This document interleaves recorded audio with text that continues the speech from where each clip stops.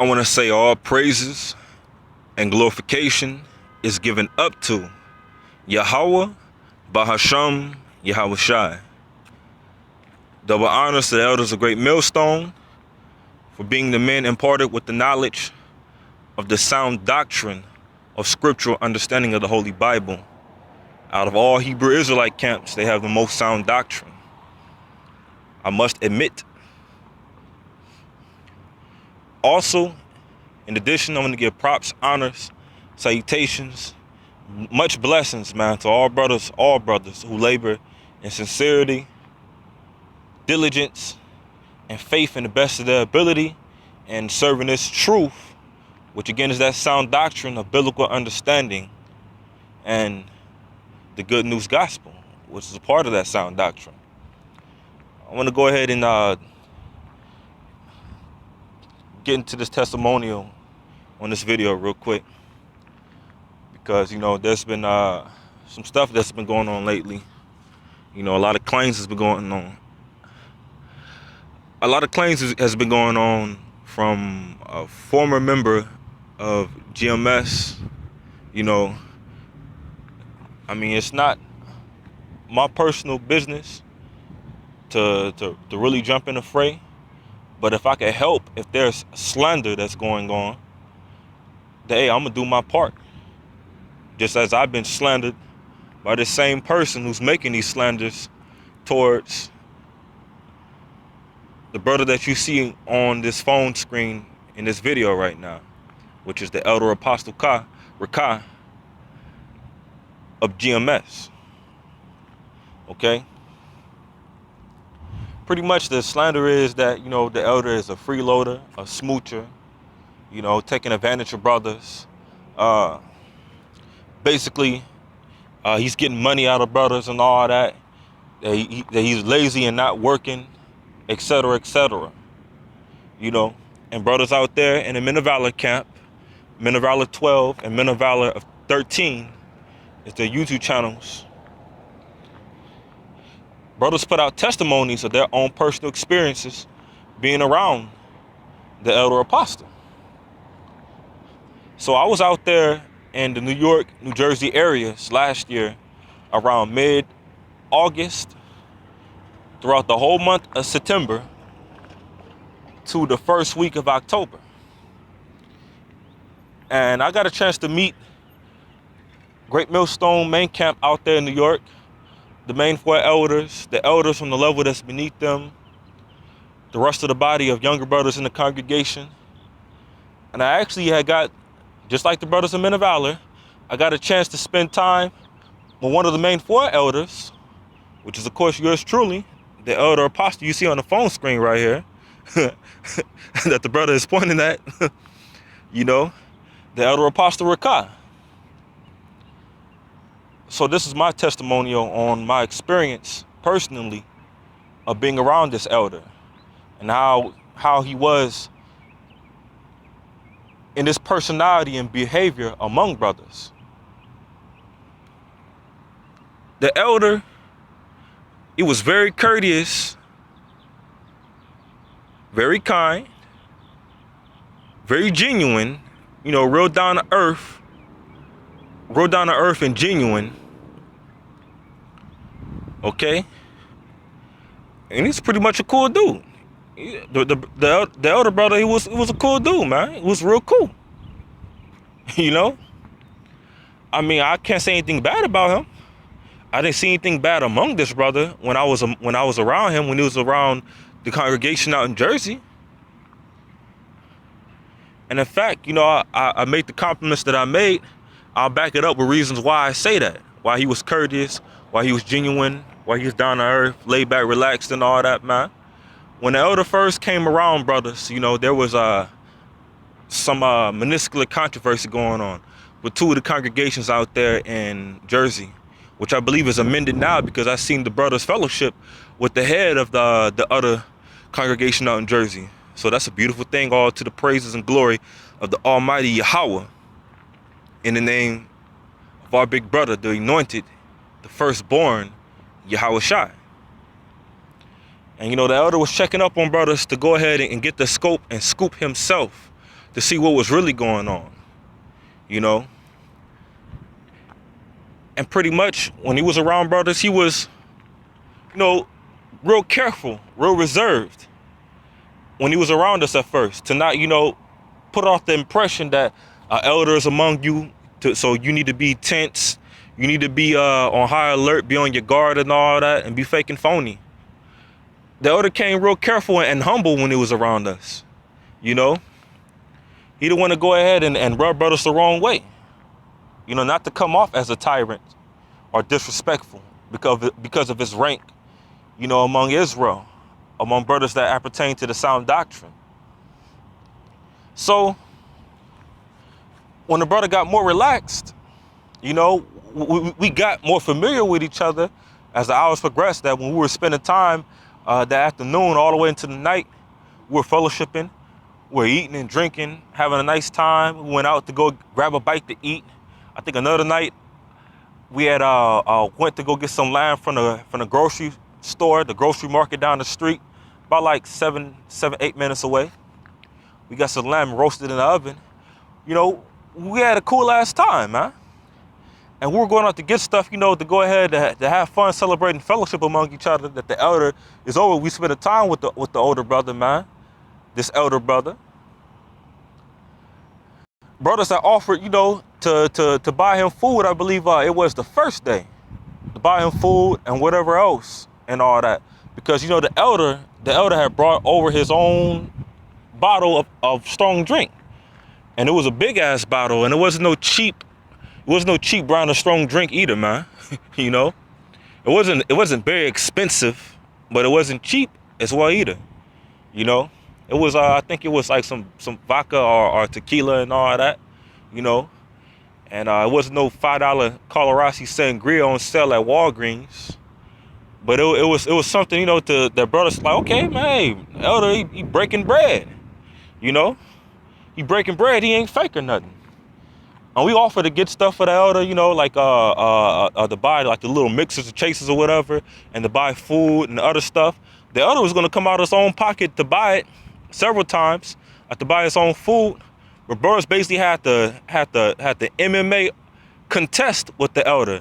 Not literally, not seriously, but, you know, so to speak, brothers had to kind of verbally wrestle with the elder, not on the point level where it's nothing, like I said, serious, but trying to get the elder to relax so we can make the purchase for him, just out of respect of who he is, you know, and how much of a veteran that he's been in the truth, laying his diligence and serving the Most High.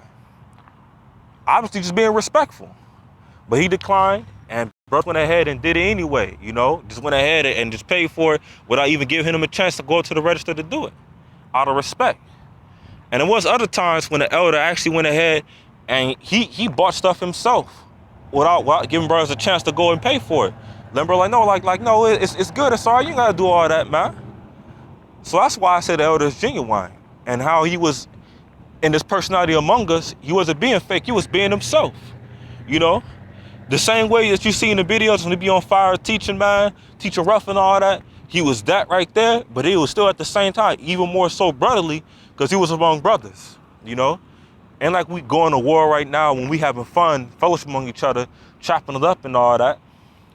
And basically that's what we did, man. We chopped it up throughout the whole night until the morning time, 3-4 in the morning. We chop it up, man, about our past experiences in the world, our experiences in the truth, talking about women, you know, things that appertain to the truth, man, and other things that are near to come, you know. And hell, it was just like speaking to an older brother or with your grandfather, you know. Because the elder, he imparted a lot of wisdom, his past experience in the truth onto us brothers. Telling stories about, you know, all the shit they went through at the old school, phony brothers and all that, man, you know. How dudes that you least expect to be demons and to fall out the truth, you thought they were good, they were cool, but it turned out to be not those guys. And then the guys that you thought was a demon, that you might have issues with or was having issues among the congregation, you find out that those are actually the righteous brothers in the end that really got your back, and that are the good, upright brothers. You know, I remember he said that, and there was another elder that had came over in fellowship that said the same thing as well too. You know, so he imparted his wisdom with experience, which is why I say it was like having an older brother, or even like a grandfather among us. You know, to drop that spiritual food, that spiritual food for thought. And I say like an older brother or grandfather, even as far as the elder imparted knowledge, where, you know, the men of war spirit that's on brothers in the truth, especially Great Millstone, he dropped some he dropped some jewels, some dimes about, you know, physical combat. Because that elder is a warrior, man. That elder is a man of war. He gave us techniques concerning grappling, concerning wrestling maneuvers, how to have a perfect boxing stance, how to take the most perfect boxing formation when you square off and all that, man. And he was telling us about how he learned some of the stuff from some of the other Native Americans from the tribe of Gad when he was among them. He had a Gadite friend who was in Esau's military, but I don't think he's not in it no more. This was back when he was younger. He had taught the elders some maneuvers himself, and he was putting brothers on game, putting them on point, up to date, you know, with grappling techniques and striking and all that, man. Which is something that you know, a older brother or a papa grandfather would do, you know, to his grandson, or, you know, his younger brother. So the fellowship we had among the elder, it was pretty cool. It was nice, man. I can't say anything bad or wrong. I didn't see anything negative come from the elder personally when I was among him. He was real cool. I remember this, the elder went as far as to tell us, you know, around some of the last days before I left out, because, you know, Brother Star was probably gonna stay longer, but I ended up leaving during the first week of October. I had to get back out here to Memphis to hold the fort down out here, because there's not no sound doctrine being held out here in Memphis. You got Nate's bullshit ass camp out here, and I heard you got GOCC with their nonsense out here in Memphis now. I guess on a small level though, they're not really out there in the spiritual field on these highways and hedges teaching. But, you know, I was about to head out of town, you know, and it was announced that I was finna leave, you know. The elder said this. He said, damn, man, he said, I'm gonna feel kind of sad that you leaving this shit, man. I mean, I grown to know you. He said, man, I put in a good word for you brothers, man, back with the elders at the main camp, or brothers at the main camp, because of the suspicion that was going on of the former conflict that was between the two camps, congregations, the churches out there in Jersey. And even the shit that happened with me back in 2013 with Nate Satan and his slander, and concerning this guy who's slandering the elder right now, you know, GMS Avenger, Yakanan. Well, former GMS Avenger. Okay? He said, I put a good in word for you brothers, man. He said, man, brothers, please don't let me down, because my reputation is on the line for this, you know. I put in a good word for you brothers. Y'all brothers is cool. Y'all brothers is pretty solid, man. Just a misunderstanding. So like the scriptures say, man, you know, you got some friends that are more close than a brother, an actual blood, sibling, relative brother, man. And that's how the elder treated us. He didn't treat us condescending or negative.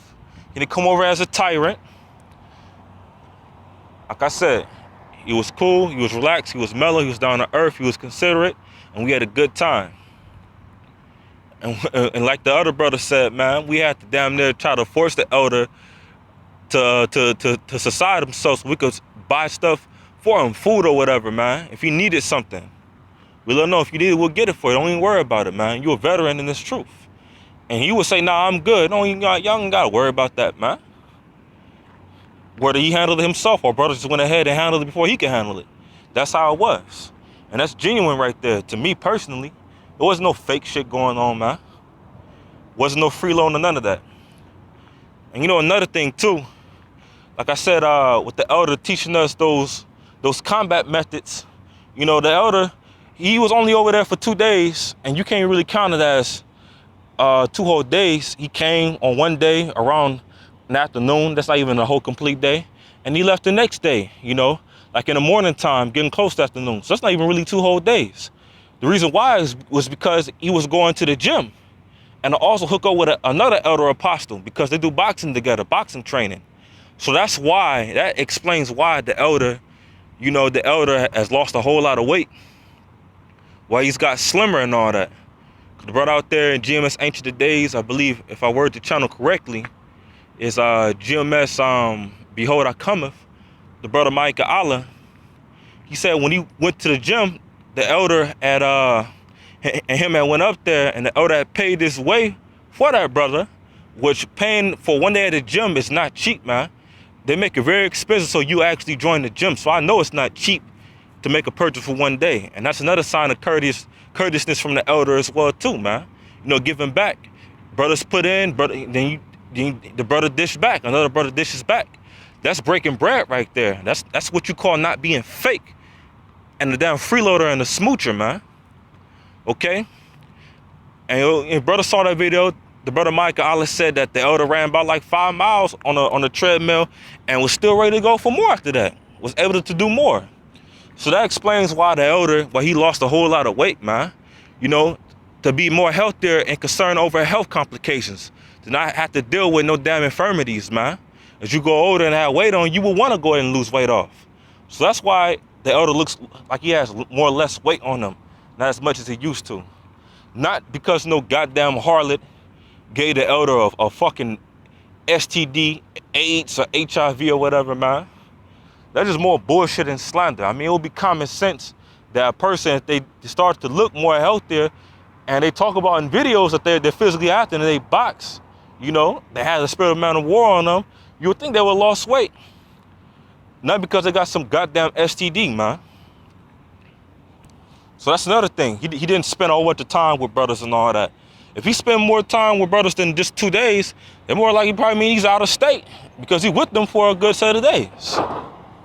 So I wouldn't consider that freeloading and smooching, man. I consider that being an apostle, the literal definition of the word, which means to be sent out. Okay? So with that, I say all praises and glory to Yahweh Shemel Shai for allowing me to put my input on this whole situation that's going on right now. To get out the bullshit and kinks.